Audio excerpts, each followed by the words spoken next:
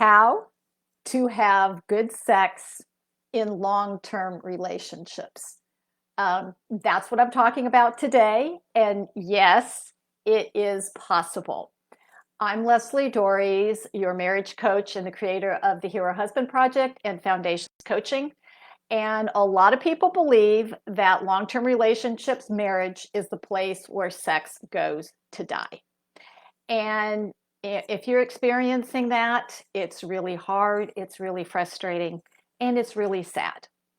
And I'm going to share with you two things that block good sex and one thing that actually gets overlooked. So, the first thing that blocks good sex in relationships is if there are unaddressed underlying problems in the relationship. When you don't feel good in the relationship, when you don't feel like you can be yourself, when you have arguments, when you have difficulties, it's really hard to want to open up and be vulnerable, be connected, be that interested, that close to your partner. And if you don't know how to resolve these issues, then they're just going to keep building. Resentment is going to take root, and it's really going to be a challenge. Now, so if this is happening for you, I highly recommend that you find a way to deal with it, a safe way to deal with it. There are skills that you can learn about how to address problems productively, and so they don't interfere with being together. Now, if you guys are like a lot of couples and things are okay, there don't seem to be any deep problems, getting between the two of you, which, by the way, first I check with your partner to make sure that's true. But the other thing is it maybe you're just growing apart. That's a very common thing that I hear. And part of the reason why sex may not be great is because you are not investing any time or energy in your relationship overall. Um, Growing apart means that you have stopped doing things together as a couple outside of the bedroom. And if you're not connecting as a couple outside of the bedroom, you're asking a lot of what's going on inside the bedroom. And that puts a lot of pressure on that one aspect of your life. And one of the things that pretty much any relationship professional will recommend are date nights. Now, in my book, date nights are not where you just go out to dinner to the same restaurant and dissect your relationship. Oh my God, yes, sign me up for that. That sounds like a whole lot of fun. Date nights, the purpose of date nights, and by the way, you can have a date night without leaving your home. You want to connect with each other. You want to go out and have fun. You want to learn about each other. Couples who've been together for a long time, my husband and I have been together for 36 years, you think that you know everything about your partner. You don't.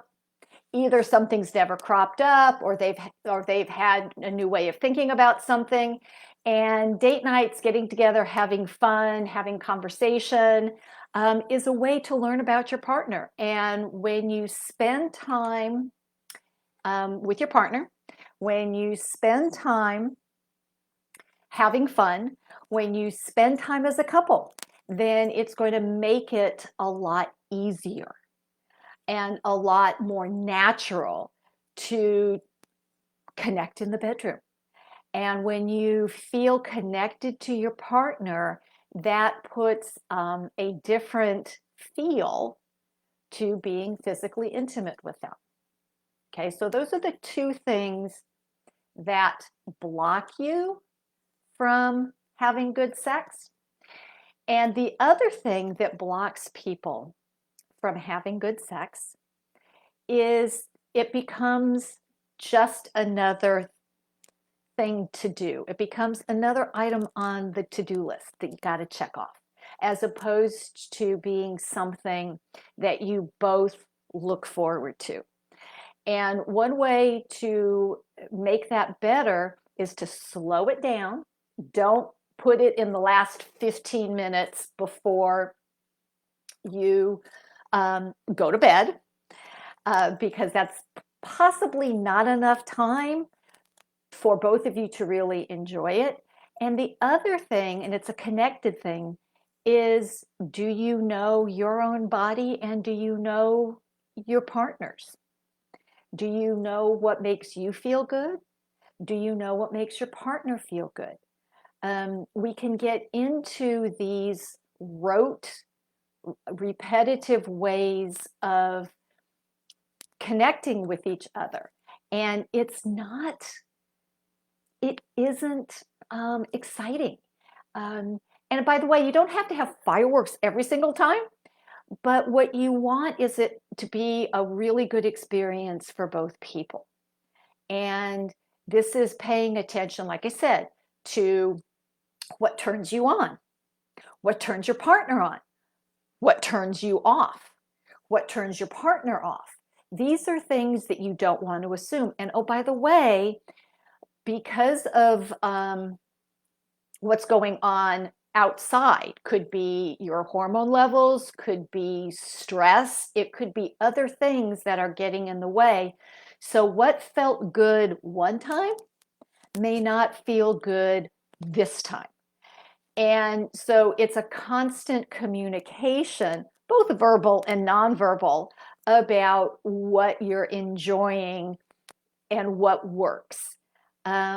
When you're really connected with your partner, you can feel safe to share maybe your fantasies. Maybe you can ask about a different position or a different activity. And when you feel connected, you and your partner will feel much more receptive to that, and it'll be much easier to do. And so it's easy to focus on how much sex you're getting, right? Because you can quantify it. Did we have sex? Did we not have sex? That's a yes or no question. But you want to go deeper than that. You want to just not focus on the quantity, but also the quality. And the longer you're together, the easier it is to slip into habits and assumptions and routine. And routine's not necessarily bad unless it's keeping you guys from really having a great sex life. So if you want to know more about this, then I invite you to schedule a call with me. You can either connect with me through the comment section down below. You can send me a direct message, or you can email me at Lesli, Lesli, at foundationscoachingnc.com. And we can talk about what's going on in your life. And hopefully you found this video helpful, and I would love you to subscribe to my channel.